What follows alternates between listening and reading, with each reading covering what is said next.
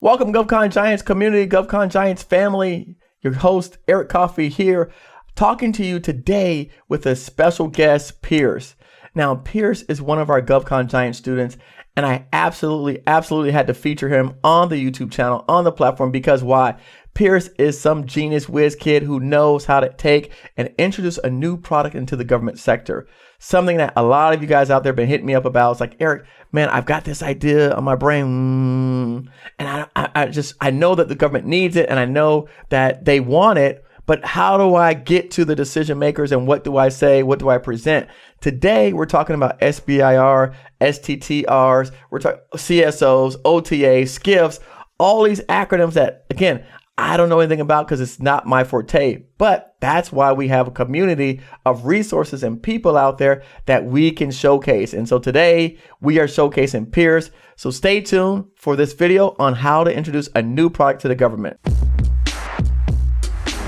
One of the things that I want to touch on was a lot of people inquire about the SBIR program. And I know through our conversations that the SBIR program, yes, it may be more popular or widely recognized, but there are other programs out there for people who have new ideas or R&D or IT, and they want to introduce it to the government. And so that's kind of reason why I asked you to come on today, because I know that that's your area of expertise, and I want to bring you on to share with people out here about the types of programs that exist, what they look like, where they're at, how do they apply, and then even if you could, towards the end, let's walk us through an example of something that you submitted. It doesn't have to be that specific one because I know these things are proprietary, but if you could show us an example for someone like myself, if we had to submit an idea to the government, what that would look like. And so that's basically the gist of the conversation today. Nothing that you haven't done already in the past, probably several hundred times over. Yes, a lot. You know, a lot. So, but if you could, tell us your name, tell us your background, and so, we'll go from there. Thank you for the introduction, Eric. My name is Pierce, or some people call me Rob. Prior to actually getting into the government contracting arena, I was an intelligence analyst stationed out here at Stratcom. And I started looking at new technologies that I was looking to integrate into the government to kind of improve our systems and just bring some innovation to the regular mundane operations that we do on the daily. And during this process, I started discovering that there was different programs and different ways to go about it. And somebody brought up, like, have you ever looked at the SBIR? And one of the things that kind of hold people back when it comes to the SBIR is it looks like a daunting process if you're not used to it. So when you first originally look at it, the only thing you look at is the dollar sign. So the dollar sign amount overall is normally in the 1 million and up range, but what they don't explain to you is it's done in phases. So there's your initial phase, which is your phase one. And your phase one is basically your proof of concept. You basically go back, you validate your idea, and you create a white paper. And you would actually turn that in, but that's not the $1 million deal. But that's what most people think. They're like, hey, all right, I'm going to get started. It's going to be 1 million. It's going to be the easiest money I ever made. It's really not that simple of a process. You would actually complete your phase one. Upon completing the phase one, if they look at it and they accept it, they say, okay, you know, all right, here's your phase two. And then they give you the money to actually go out and build your prototype. Once the prototype is built, and they always have qualifications that you have to meet, no matter what SBIR it is, they'll have those qualifications. Upon meeting those qualifications, then they'll come back and say, hey, you know what? You've met all our qualifications. Now let's start building you up to commercialize whatever product that you've brought to the DOD or whatever federal agency that you're doing this SBIR with. What ends up happening is most of the people who come forward and they pursue these SBIR opportunities, they are not by nature business people. They're normally very smart scientists, very smart engineers, very smart doctors. So they're subject matter experts in their field, but when it comes to taking that technology and turning it into a business, they run into a lot of speed bumps, or they just get stalemated or stonewalled. And what you'll hear is, if you ever talk to one of your PTACs or any one of those people about going into an SBIR, they'll normally tell you about what happens between phase 2.5 and phase 3. And in this hold on, I'm asking you a question, if you don't mind. You said that they don't know how to turn their idea into a business. At Yes. what point do they have to turn it into a business? So once you complete your phase 2 and they start transitioning you into phase 2.5, they start looking at it like you have to start taking it towards the commercial marketplace. And that's where I want to say 60% actually fall through because they don't know that commercial market. They don't start looking at it in advance. So some people will go through what they call gap funding. So as you're getting awarded your phases, venture capital firms are being notified that, hey, there's this new technology that might be coming out. So normally they'll hit 2.5, which is it's not really an official thing, but they'll hit 2.5, and upon reaching that point, the venture capitalists normally step in and say, hey, here's the funding that you need to make sure you guys can commercialize your product. Okay. But if you don't know how to go to market, then that funding is kind of pointless at that point because you really don't know how to scale and turn into a business. And this is one of the major things that they run into when it comes to the SBIR process. Now, so the SBIR, the intention is to take your idea and actually turn it into a business. Correct. Okay. Correct. So they're not just looking for the technology. No. So that would be a technology transfer. So a tech transfer is you build it up and you give it to them. And then they say, all right, you've given us this. Now you can go use it in the civilian sector. And we're going to use it as far as the government goes. But most people go for the SBIR because they want to be able to control that. And they want to be able to say, hey, I've sold my new business or my new technology or my new application or my new software to the federal government. And now I can go and take it to a venture capitalist, or I can go to a commercial marketplace and say, hey, this is what I've done with the government. And this is what we can do over here. And in certain examples, it pans out. And in certain examples, it doesn't. And one of the new things that they're implementing, because a lot of people are trying and people see that figure, that $1 million figure. So a lot of people just start throwing ideas at the SBIR that really don't match what they need. Now, let me ask you, okay, let's now you said that the $1 million figure. So how does that break down between phases? So phase 1 is normally between 100,000 to about 175,000. Okay. But it's all depending on who is doing it. So each entity and each agency has their own different levels. But normally it's going to be within the $100,000 range, between 100 to 200,000 that you're going to get for your phase 1. Okay. Once you go and you complete your phase 1, if they say, all right, we want you to move into a phase 2, your phase 2 will normally be between about 2 to about 800,000. Again, it depends on what you're coming forward for and what you're actually funding. And then once you go through your phase 2, depending on the need and the severity of the need, they'll give you more funding. And that's when they start working you to going into your phase 3 once you actually complete that phase 2. So they'll say, all right, you know what? Let's say we'll use Evankov Construction as an example. So let's say they go, hey, we want you to build us a bridge for your phase 2. It's like, all right, well, he built us a bridge. He knows how to build bridges. All right, well, you're going to go to market as a bridge builder. And that's what Evankov is supposed to do. And you're like, all right, cool. But you only know how to build one type of bridge. You don't know how to build any other every bridges. Type of bridge, yeah. Yeah, but they're marketing you as, hey, this is what they know how to do. They know how to build bridges. So as you're going to market, you're like, well, I can build one type of bridge. And they're like, okay, let's say the bridge is wood. They're like, hey, I can build a wood bridge. Everybody's like, all right, well, our bridge is still the concrete. Like, that's what we do here. And you're like, but this wood bridge. So that's where like the major disconnect comes in. You might be a subject matter expert at wooden bridges, but when it comes to the stuff that they actually need, they really don't have that piece. So now, why would they fund you at phase 1 and 2 if you? I guess are they giving you a chance? You're fulfilling a need that they have. So you're fulfilling a need that the federal government has. Okay. So the government puts out the need that they have, and you fulfill that need in the first 2 phases. Correct. And then the third phase is where they kind of groom you so you can take it and go to market with it. Now, since a lot of companies aren't panning out what they've done, they've implemented 2 things. The first was now you have to submit a letter of intent. So the letter of intent is something that they have 30 days prior to the opening of the SBIR. And upon submitting that, they look at it, they look at your team, they look at the technology, they look at something that they want you to submit that phase 1 for. And the reason being is because a lot of people were just throwing anything to see what sticks. They're just like, hey, it's an SBIR, I'm going to apply to it. And I think, go ahead. Now, so the SBIR is like a grant, or it is a grant? Correct. So there's 2 different versions. There's a grant and a contract. The majority of the time, if you're getting an SBIR, it's going to be a grant. Okay. So it's a grant. Now, isn't there a way that you go on the website and you identify what the needs are? Yes, so those are put out, and if anybody's taking notes, what you want to take notes for is broad agency announcements, or BAAs. Okay.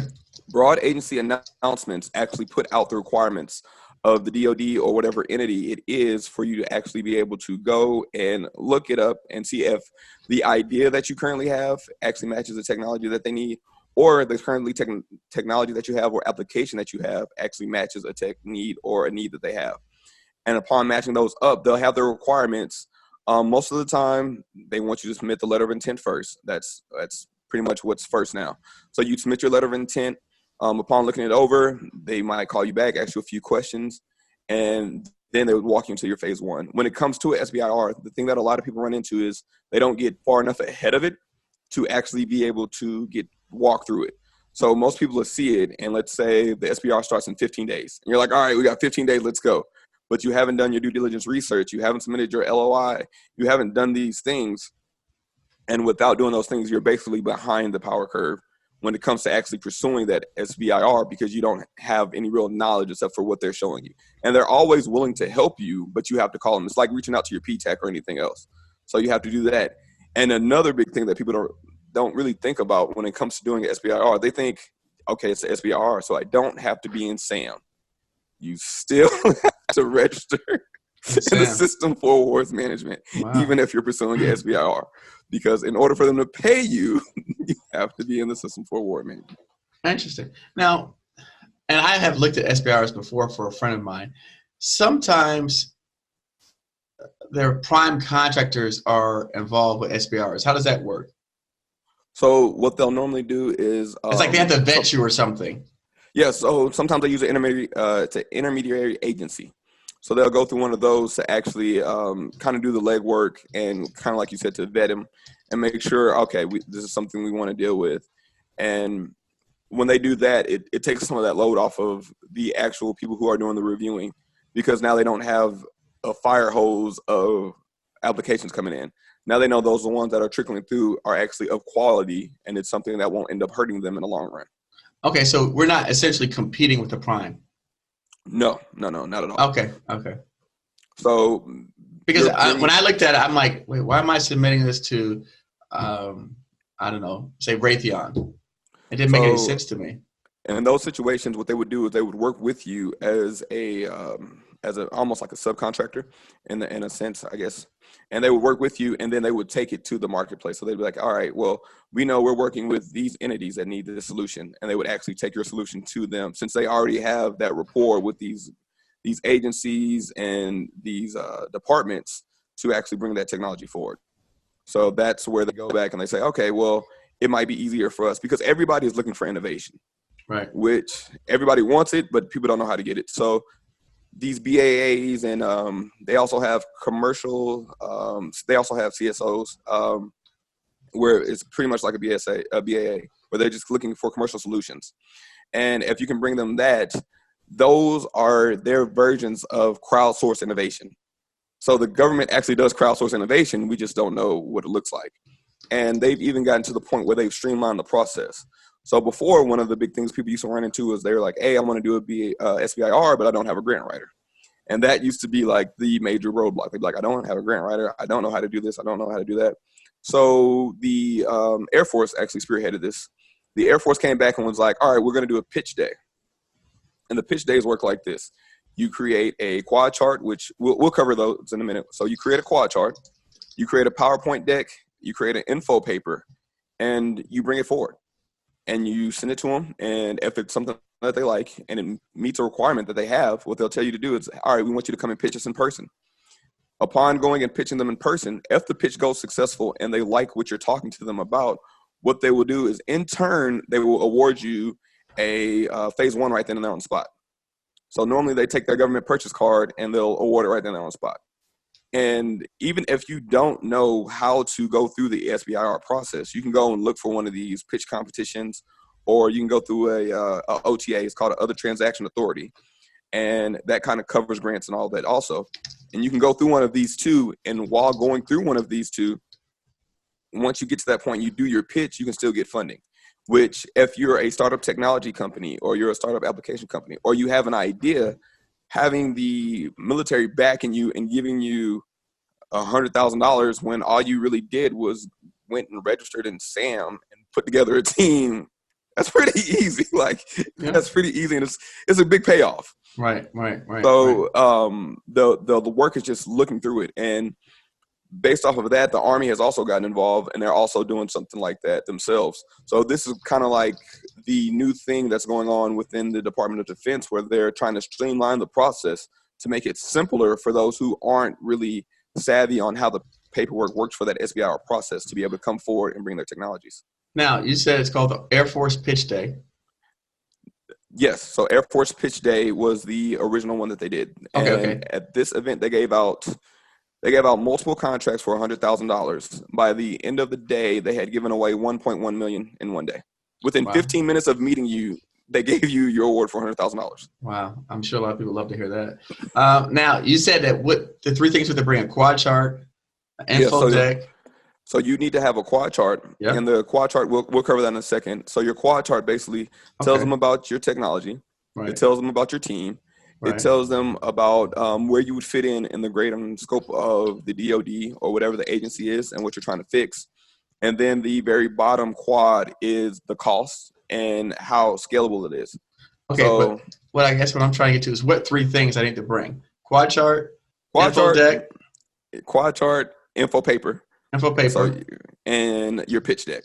And pitch deck. There you go. Yes. All right. Pitch now, deck. Depending on the event or depending on who's holding it, they might add something like, sometimes they'll add a poster board, or sometimes they'll subtract the poster board. Sometimes they'll say, hey, we want you to include a special type of cover sheet. Sometimes they have special requirements, but for the most part, it's going to be a quad chart, an info paper, and a pitch deck.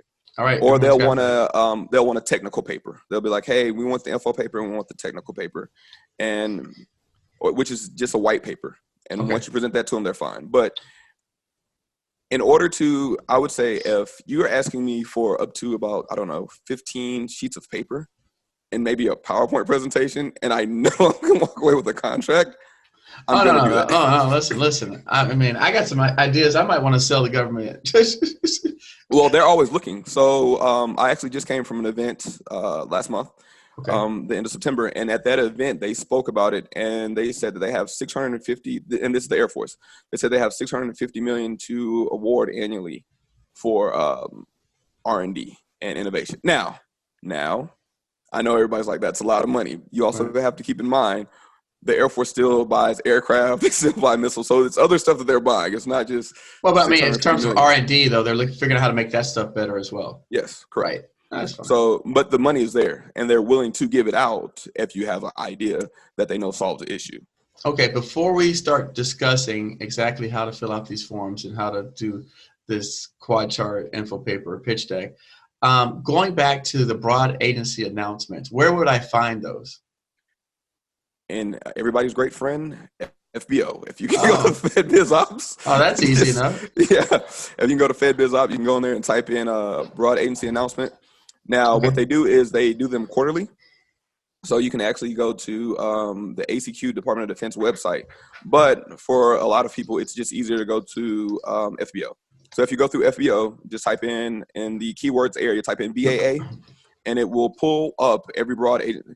And what I would say is don't do it for the last 90 days. Always do for 180 or greater, because they should come out twice a year. Well, they come out actually quarterly. Quarterly, right. So yeah, but 90. Within that time frame, you'll have 2 of them.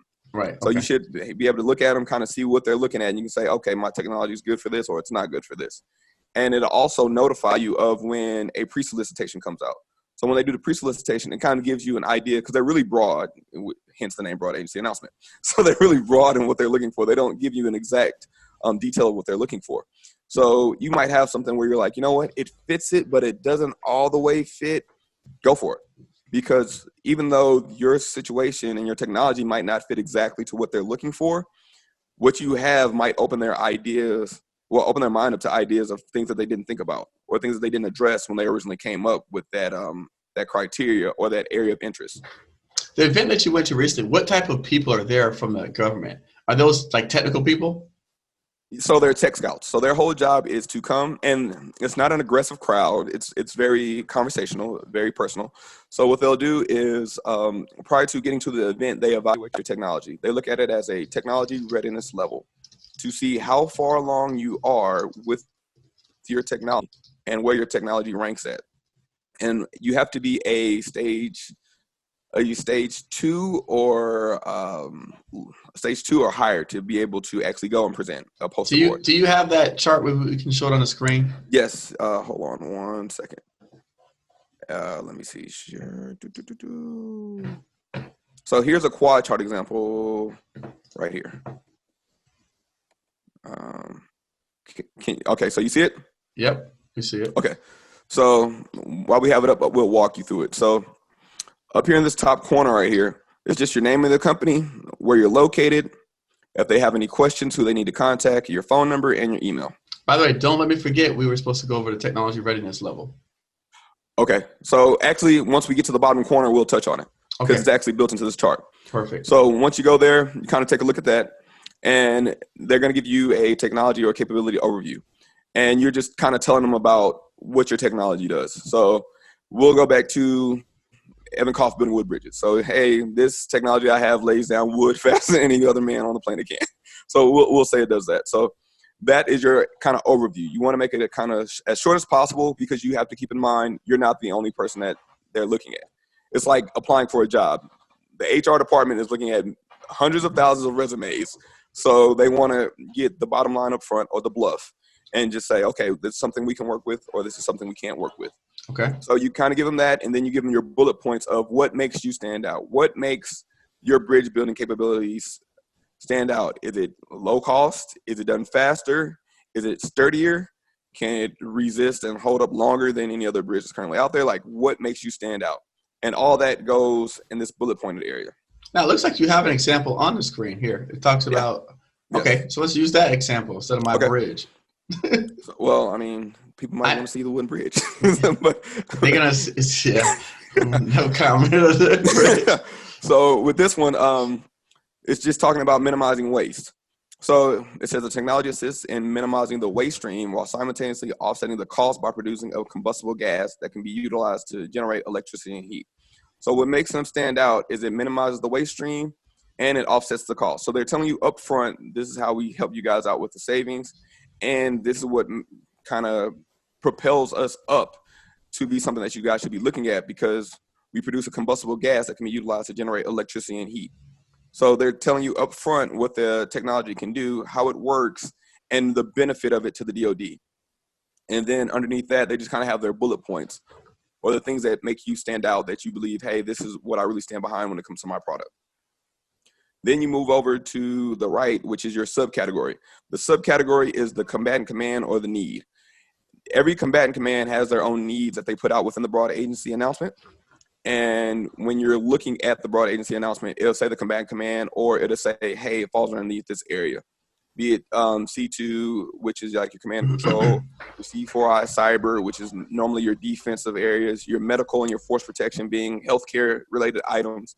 So they all have items and categories that your technology can fall in. And then just to what is combatant command? So the combatant command means in layman's terms. Okay, so think of like a regional manager. So which region? So think of it like a regional manager for a business. Okay. So we have Northcom, which is Northern Command. We have Southcom, which is Southern Command. We have Stratcom, which is Strategic Command. And we have Transcom, which is Transportation Command. There's multiple commands, but depending on the command depends on the need. Okay. So Transcom is more for logistics-based things, fuel-based things, getting things from point A to point B. Your strategic command would be more of air defense, more making sure aircraft are good to go, more intelligence-based. And it just depends on the command and what they're looking for at that time. Okay. And think of it like this. So you know how you say go state and not go for the federal department and not state? Right. Yeah. The combatant command would be like the federal version of the Department of Defense. So instead of going to like your company, your battalion, or your brigade level, or to a base, you would go to the combatant command because they're over multiple bases. So same type of comparison. And then moving on, once you kind of tell them about it and you tell them in this category, like the details of the technology and the product, You move down to your bottom left-hand corner, and in here you give them the past performance of your technology and company. And they actually do you a favor here. So they say technology and company because if it's an idea that you have, you might be in a space where you've never actually utilized the technology yet because it's still in the idea phase. Okay. So at that point, then you'd refer to your company saying, well, what have I done in the past where I've accomplished something showing that I have a technical savvy or that I know how to execute this. So you talk about what you've done in the past and your past performance. Be it you worked on somebody else's project, be it you helped somebody with a project, be it you came up with an idea with a project that was scaled out. You'd put that in there just to kind of give him an idea of, okay, he knows what he's doing or he has an idea of what he needs to do to be able to give us a product and to be able to deliver. Then once that's filled out, you go to your maturity, your scalability, your cost, and your shuttle. If you notice at the very top, it says TRL8. So the TRL8 is actually where you want to look at to see the technology readiness level. And your TRL8 lets them know that, okay, this guy's done everything that he needs to do. He's ready to go. A TRL2 means I'm kind of still in the idea phase. I need to build out. Once you get to a TRL5, it's like, okay, they have a prototype. They're kind of playing with it. They almost there. A TRL6 means, hey, they've executed this in a relevant environment. A TRL7 says, hey, I'm a little bit, basically, I'm not going to confuse you guys with all the TRLs, but yes. I'm like, hold on. But I've seen that chart before, so I think it would be better if we could show them the chart. I don't have the chart right now at my disposal. And the reason being is because there's two different types. So there is the one standard type. But let's see if we could grab one of them. So at least the one that I've seen before shows the different levels and steps. Okay, so do you have that currently right now? So we can just do a switch to it. If not, I can look it up on my end. I can't. I don't know how to get to the screen. Let me see. Stop share. Hold on 1 second, and I will try to. Okay, there you go. Exit full screen. All right, good. So now let me see if I can. I have it. I should have it here. Okay, I'll let you share it, and I'll kind of talk you through it. So there's two different versions while you're looking it up. There's the one that the Department of Defense uses, and then there's one that the Tech Scouts use. And depending on who you're engaging with depends on which version they want you to use. They're similar, where in a sense, where on the Department of Defense scale, you might have a 7. On the Tech Scout scale, you might have a 6. But it all goes back to knowing your audience and knowing who you're dealing with. And depending on who you're dealing with, they'll let you know in advance, okay, this is the chart that we use, or this is the one that we use.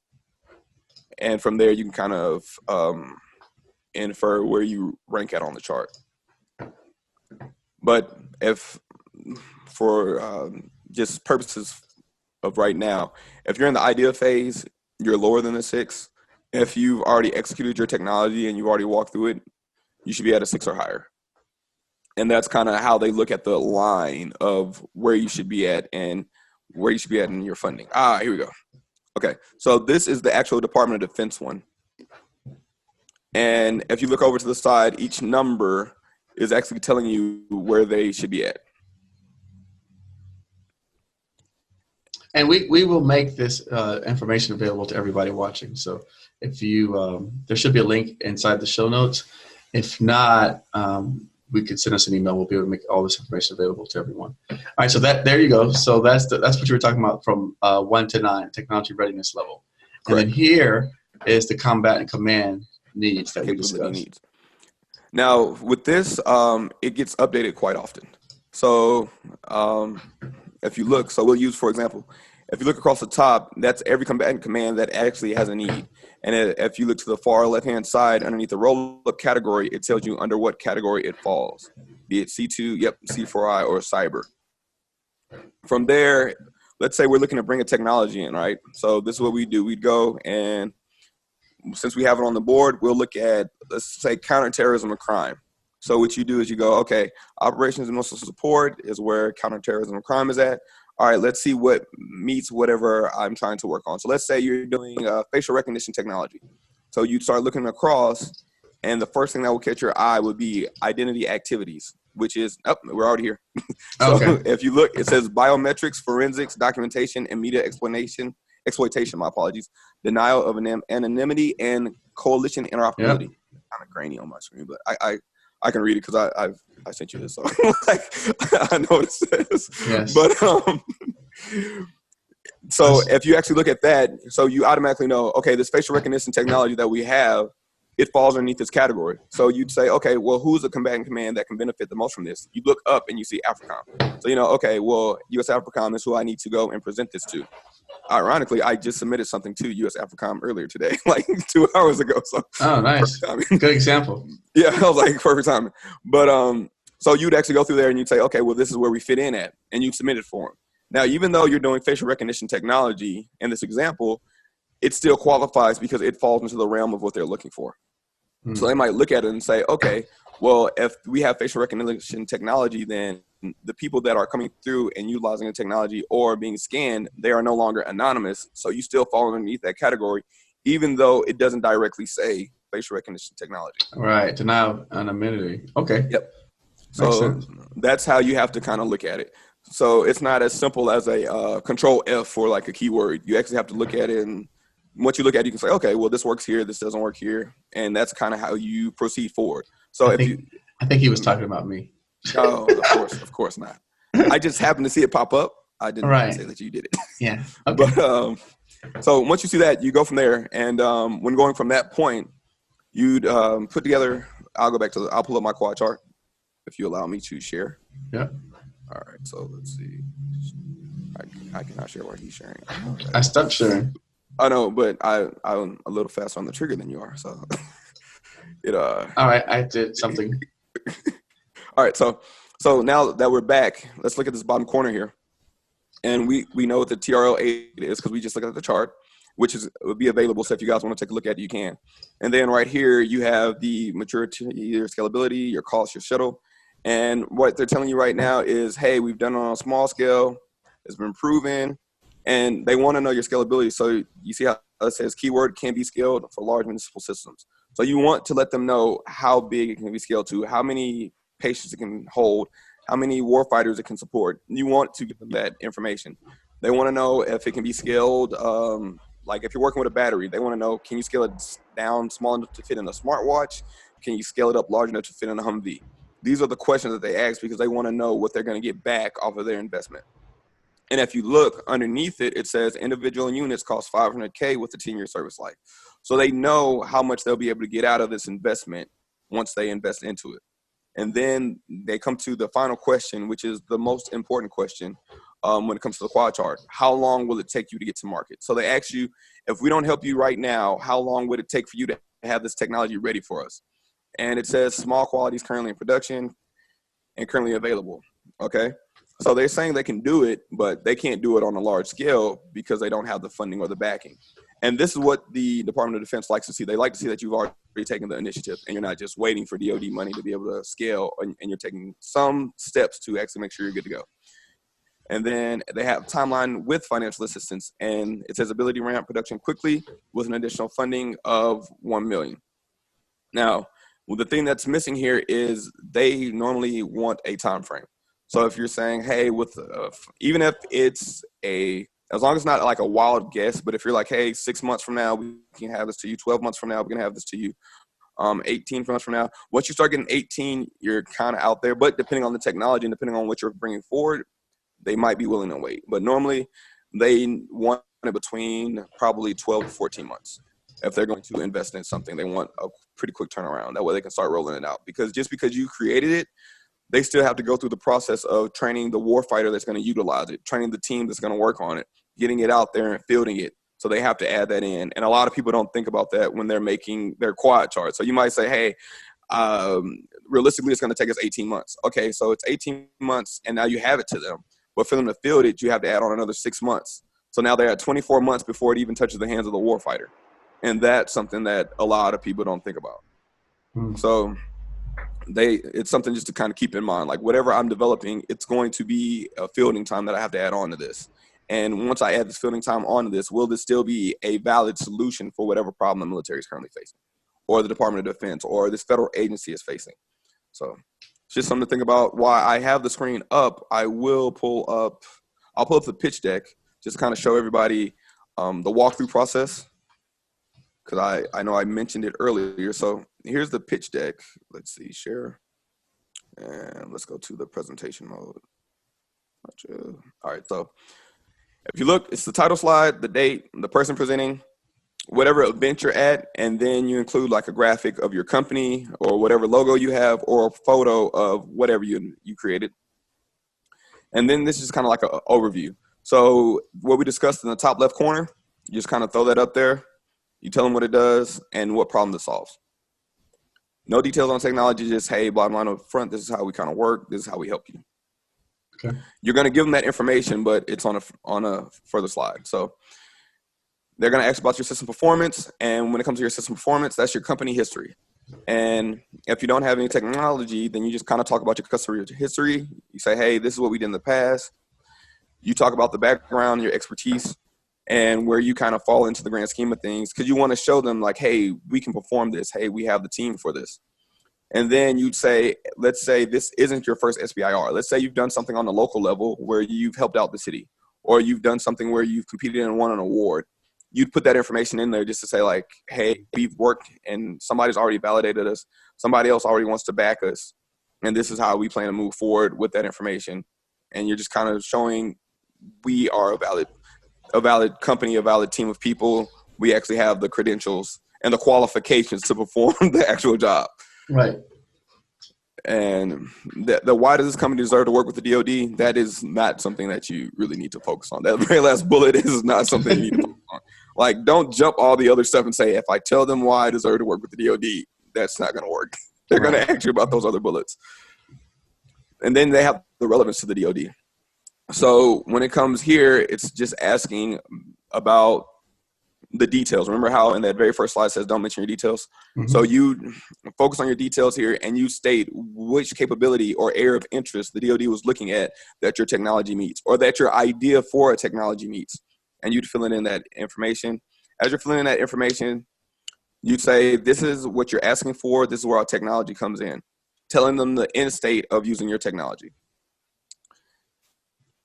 And outside of that, if it asks if there are competitors, why is the technology different or better? When it comes to stuff like that, they ask about it, but it's one of those things where if you're going to speak about your competitors, make sure you have knowledge of them. So don't say there are no competitors and you didn't do any research. Because if you didn't do your research and one of the tech scouts is sitting there, or one of the contracting officers can tell you, well, there's 5 other companies that do the same thing you've done or you're working on, at that point, the rest of your pitch or the rest of your presentation goes downhill because they know you're not doing the due diligence that you need to do to make sure that's successful. Your technology maturity, this is your TRL.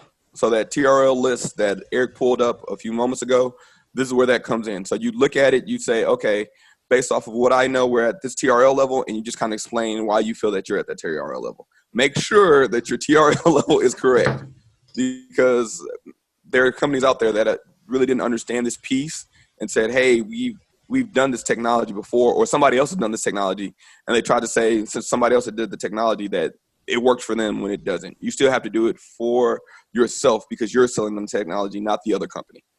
Now, if you want to sell for the other company, put what the other company has done, but at that point, you're shooting yourself in the foot. Right, makes sense.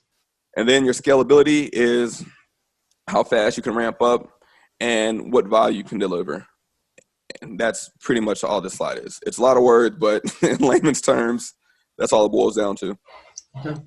Your cost in your shuttle, you tell them how much you'd be able to.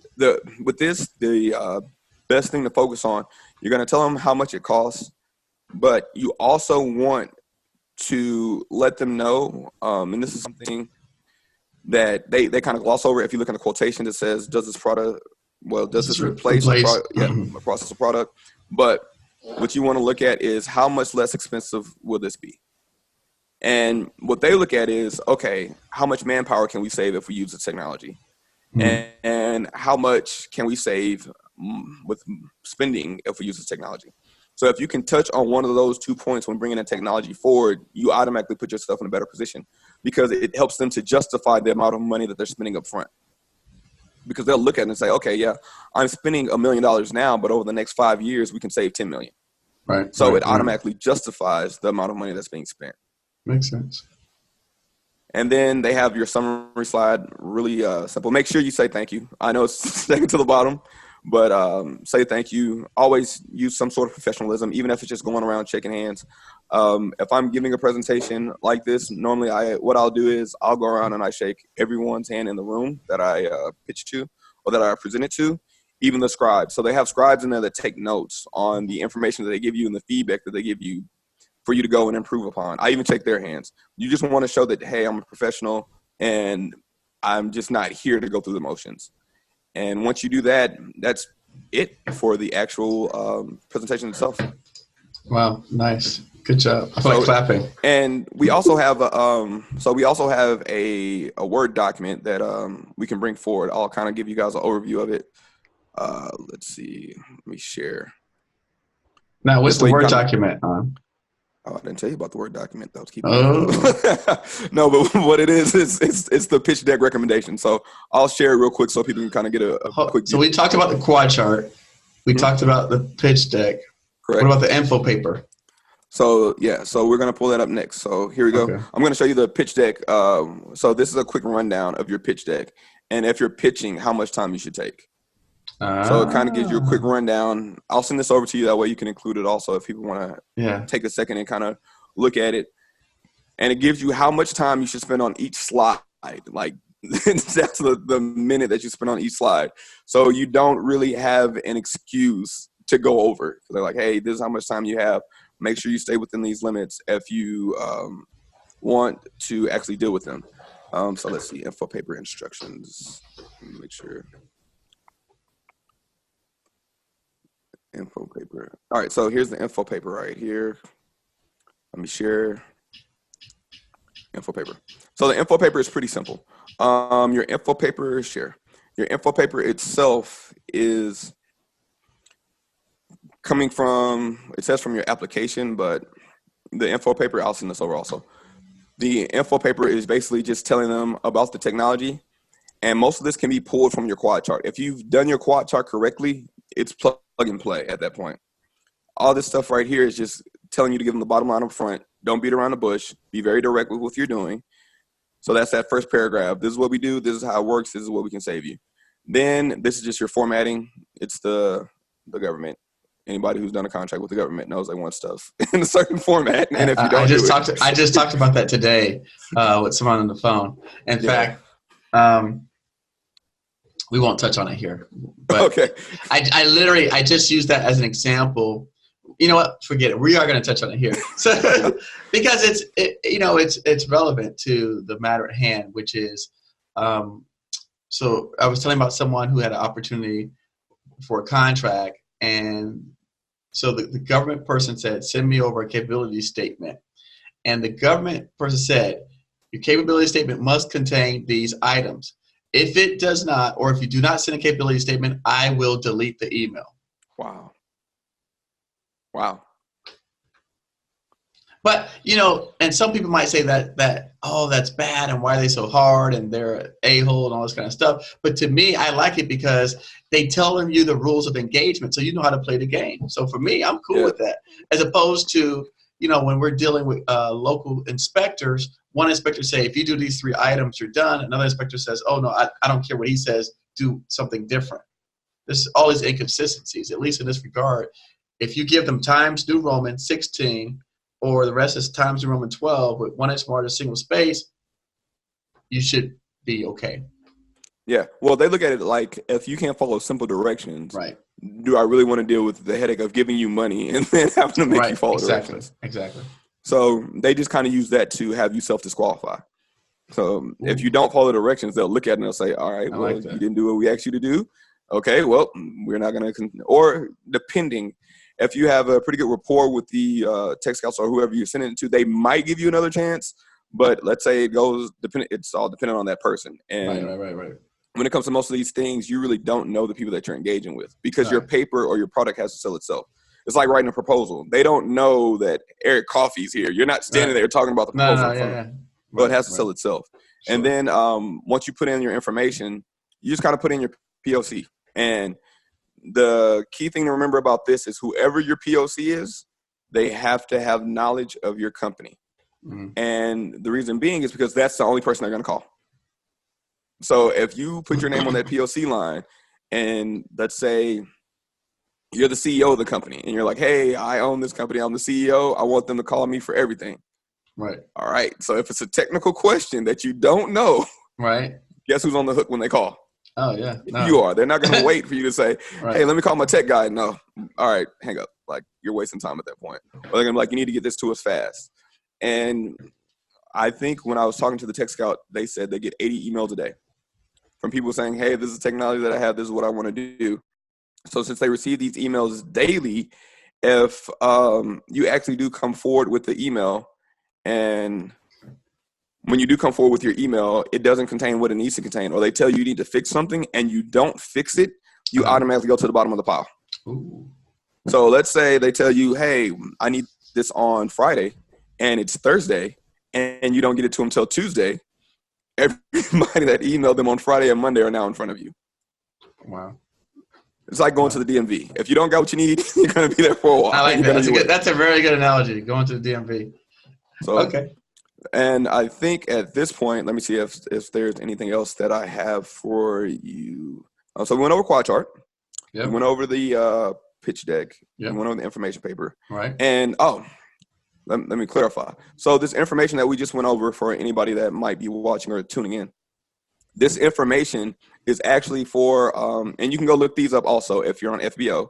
Again, if you go in and you type in OTA, these documents are normally included in that also. So there are other transaction authorities where they're able to cut you the check, and it's almost like skipping the line. But that means, again, you have something or some innovation that they need, and they will actually give you the funding to get everything going. So when we discussed earlier with that 1.1 million being given out, where he met you and within 15 minutes, hey, here's $100,000. Right. Those were for OTAs. Those were for things where they're like, hey, we need this technology. Let's go. Let's bring this forward.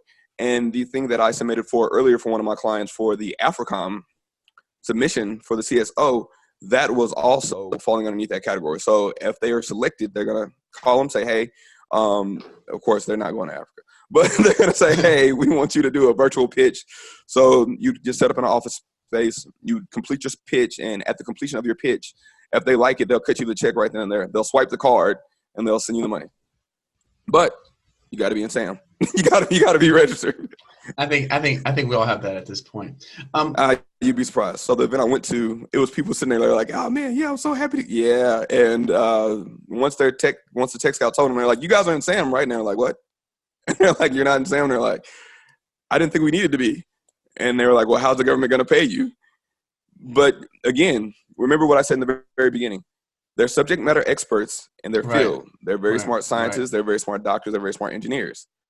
SAMs is kind of like business stuff. If you're doing business with the government, because you do business with the government, you know you need SAMs. Yeah, so they don't, that makes a lot of sense. So they don't know these things. One of the areas that, and again, I've been taking notes the whole time during the conversation. One of the things that you mentioned, you said that there's certain things called technology transfer. Yes. So the technology transfer is something that I personally don't see too many people pursue. Okay. And I think that's because they know once it's built up, they're giving it to the government. Like there is no follow-on contract for your technology with the government. So most people try to avoid it. Yeah. So if you do technology transfer, you're giving it to whatever agency is funding you. Like, hey, all right, you helped me build this, here you go. And in turn, they allow you to take it to the commercial marketplace. So they're funding you to build it for them. And they get to keep it. So most people, I mean, STTRs are out there. So if you go and you look up STTR, you'll see it. But most people look at SBIRs, which is a Small Business Innovation and Research. Most people tend to lean towards that because they know, okay, not only am I getting the funding from the government, I'm also getting my creation, whatever I created for the government, whatever technology, whatever software I created for the government, and I can also lead with that. And now, okay, go ahead. I was going to go ahead. No, finish your point. Okay. So what I was going to say is, for people that are watching and they might think, well, I don't have a technology. Just because we're talking about technology does not mean it needs to be a technology. The event that I actually went to just 2 weeks ago, at that event, we had people that were there, and somebody had a garment holster for like guns, and she was at the event and she was pitching it. And she actually had people that were interested in it, and they're like, this is great. We had people there that they had stabilizers for your ankles for when you're walking around in your boots. We were like, hey, this is great. They had people who had time pill dispensers for if you are taking medication to make sure that you don't get addicted to it. It dispenses at a certain time. People were like, hey, this is great. There was a woman there, and she had developed like a durable Kotex for people during deployments. So don't think just because your idea or whatever you're trying to bring to the government is not technology based, you can't bring that forward. You can, you just have to figure out where it's applicable. And once you have that idea, you can move forward with no problems. But all those things that we've discussed throughout this conversation still apply, even if you're not doing the technology. But go ahead, Eric. My apologies. Okay. No. Now, and again, I'm privy to some of this information, so that's why I know the questions. But what about places like NQTel? Let's talk about some of those types of places where people can also go to seek help from the government. So depending on where you're at, you can go through. Well, NQTel is kind of hard to get into. I've tried NQTel. Like NQTel is hard to get into. All right. Well, I mean, some other examples. Tell people. Okay. Let's talk about what it is. Tell us what is NQTel. So NQTel is actually a venture. It's basically the CIA's venture capital firm. Right. So what they do is they look at technologies, and if you have a technology that's innovative and they actually want to work with you, they will invest in you to actually help you bring that technology forward. One of the biggest things that people probably remember that they don't know that NQTel invested in is Boxer. So the little walkie-talkie app that came out, what was that, like 2013, 2012, around that time frame where everybody was sending like the little walkie-talkies to each other? I remember that. That is actually something that NQTel invested in. And that was actually created by a warfighter. He was in combat, and he was trying to figure out how to keep comms up and going. So he came up with this idea, and he brought it to NQTel. NQTel was like, hey, I think he brought it to the DOD first. DOD started working with it. When he was trying to commercialize it, NQTel stepped in and was like, okay, we still want to utilize this. And Boxer still utilized to this day. And we just don't utilize it in the commercial space. I don't really know how we ended up getting away from it, but I guess it's technology. But nor here nor there, they ended up investing in it, and that was one of their investments. So NQTel makes these investments, but that's more CIA-based. And then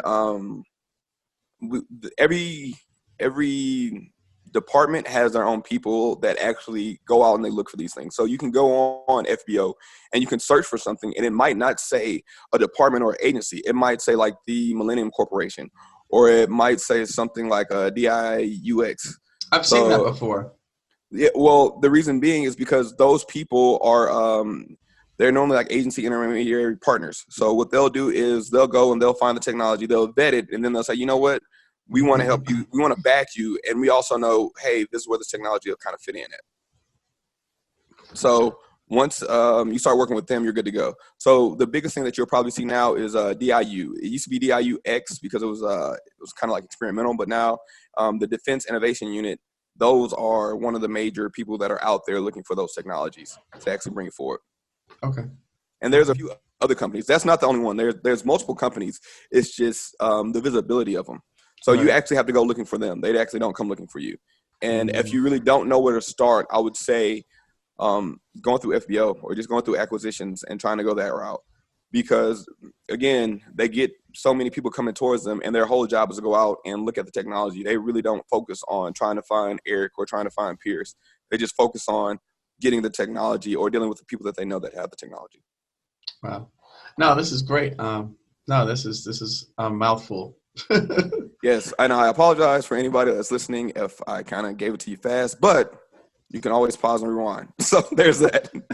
And we'll have all of the documents and the paperwork and everything that you need. I'll put it into a Dropbox folder and put a link in the show notes. So then that way you can click the link. I suspect there are going to be a bunch of people that are interested in this type of information. Anything else, Pierce, that you'd like to say before we sign off? Don't defeat yourself. I know back when I first found out about Govcon Giants and score contracts, one of the things that I used to look at was, well, can I do this? Can I do this? Can I do this? Because I used to look at it as I'm a tech guy. And I've said this on numerous occasions when talking to people. I'm like, hey, I don't do this. I focus mainly on tech. But same rules apply. Just get out there and do it. The worst they can tell you is no. Right. And even if they tell you no, I have, in my experience, I've never heard somebody say no and I give constructive criticism or feedback to help you improve your product or whatever you're trying to bring forward as innovation.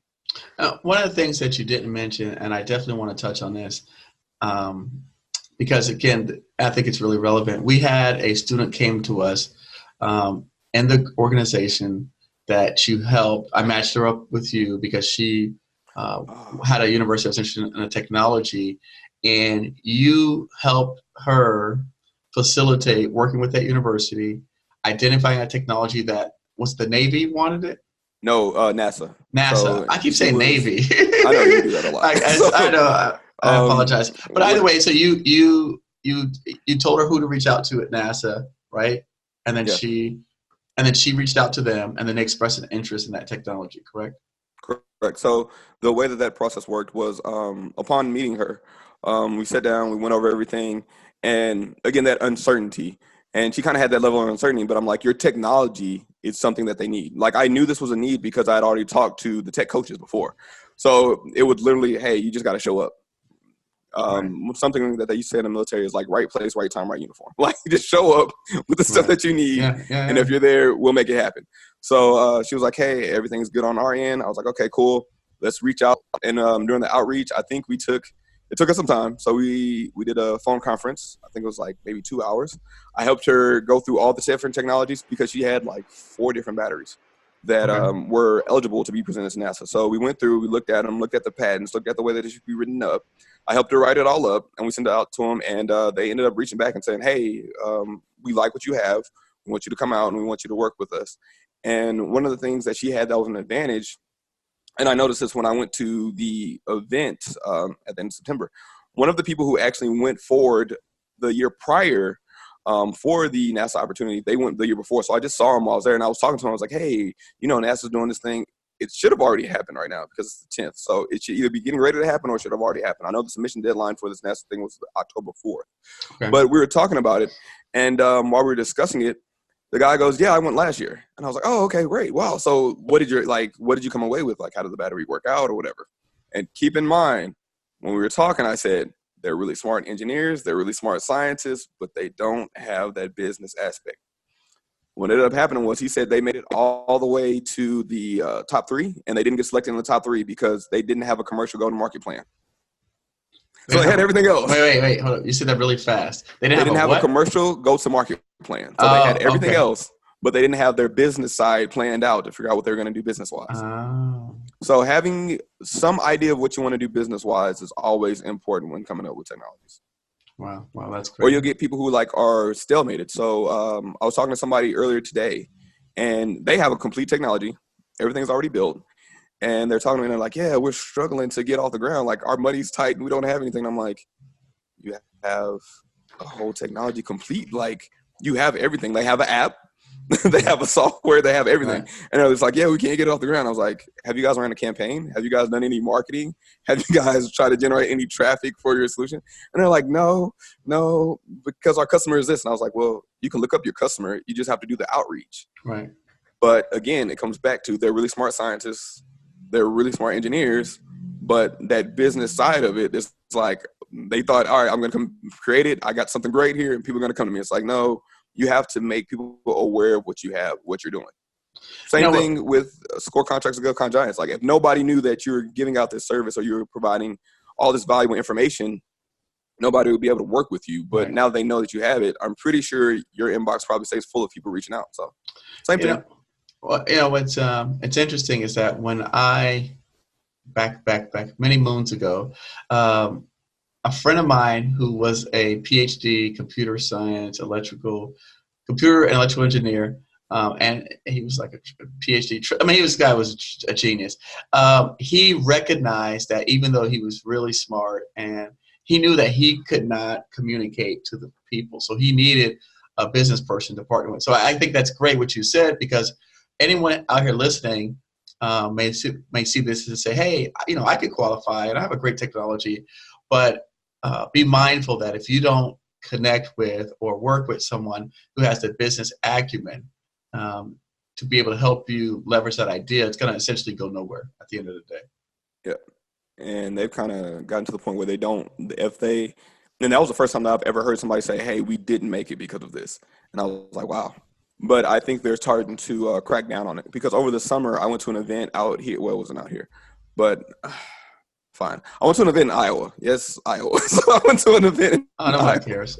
I'm sure there's people out here listening that are in Iowa along with you. So I went to this event in Iowa, and when they were up there talking, I want to say it was the USDA. When they're up there talking, they were saying one of the major things they run into is people dropping off before they can actually commercialize their product. So they'll get through the phase 2. As they're getting ready to transition into like, hey, it's time to commercialize your product, they don't know how to do it. And I was talking to somebody, I was like, if there was a service where somebody can actually just focus on doing that, helping them commercialize their product, helping them generate the momentum that they need to reach that tipping point to actually go commercial with the product, I think that would make everybody's process, everybody's job a little bit easier. So if I'm the SBIR awardee, or if I'm the contracting officer, I don't have to worry about how am I going to get to market. If I'm the one that's giving you the money, I don't have to worry about, are they going to keep coming back? Because something that happens quite often is people will just continue to apply for SBIRs. They won't try to go to market. They'll just keep going back and getting the money. Yeah. So people will continue to just apply. So now there's limits on SBIRs if you're getting the grant. I think the limits are fairly high though. Depending on the agency, sometimes it's like 7 or 8. Like if you won 7 or 8, you can't win another one because you never took anything to market. But most people, especially people within I wouldn't say score contracts with Govcon Giants, I'm pretty sure they're going to act upon it and be like, okay, I got this money. Like, what's my next step? I mean, that to me, that's you need an exit strategy, right? You're not doing it just exactly to grant money. Exactly. And that's where they try to help you at. So they try to help you to that point. And if you do a good job scaling, let's say you scale for, we're talking about AFRICOM with the facial recognition technology. So let's say you scale for AFRICOM, and AFRICOM's like, hey, I like this. You know what? Okay, we just helped him build this technology. All right, we're going to work with him on this technology. Boom, now you got your contract from AFRICOM. That does not mean that the Department of Homeland Security can't come back and say, hey, we want to use the same thing, because that's a whole different agency. You can actually go, well, a whole different department. You can actually go to that department with that same technology and say, hey, this is what I created for them. I can also create this for you. Or you can also utilize the same thing. So you can still leverage it within the fellow arena, even if you've already sold it to one entity. It's like with building, it's like building, construction. Just because you did construction for the Air Force doesn't mean like, okay, I did construction on this one base, Right. can't do anything else for the Air Force. Yeah, it's like, no, it doesn't work like that. That's a very good point. I'm glad you brought that up, because I didn't consider that. And I'm sure someone out there listening to this right now had that question as we were getting ready to exit today. And they were like, I wonder if I could do it for 2 locations. So that was great. You can do it for multiple. You can do it for multiple. Wonderful. So I think it's all dependent on your limitations.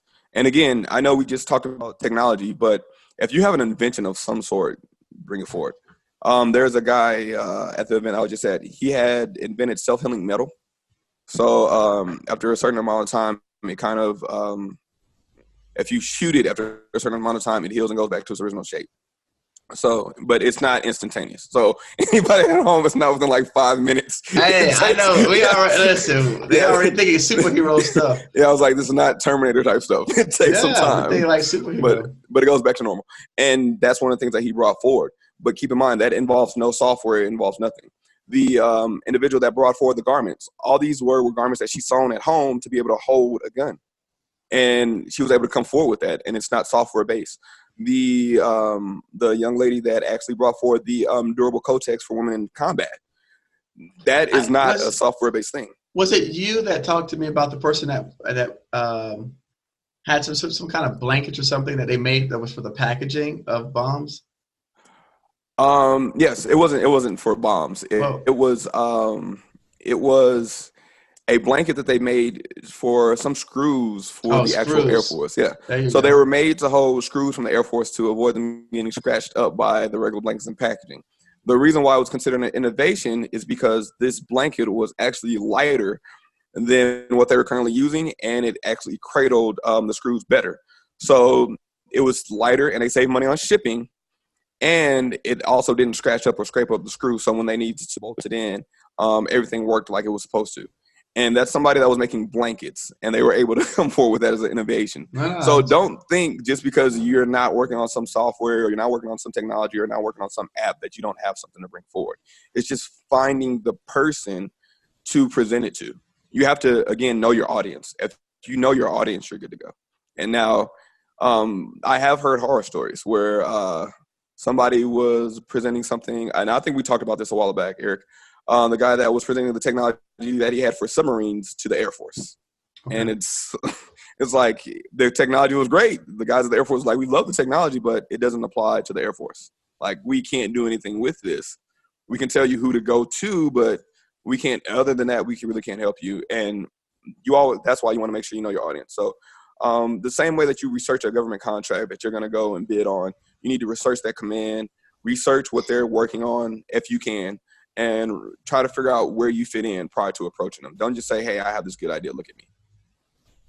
Pierce, listen, thank you so much. You gave us a lot to swallow. Like they said, drink out of a fire hose. I'm sure there's going to be a lot more questions and some follow-up conversation to have to discuss this. Looking forward to talking to you soon. And with that, I said we're out. All right. Have a great one. Thanks.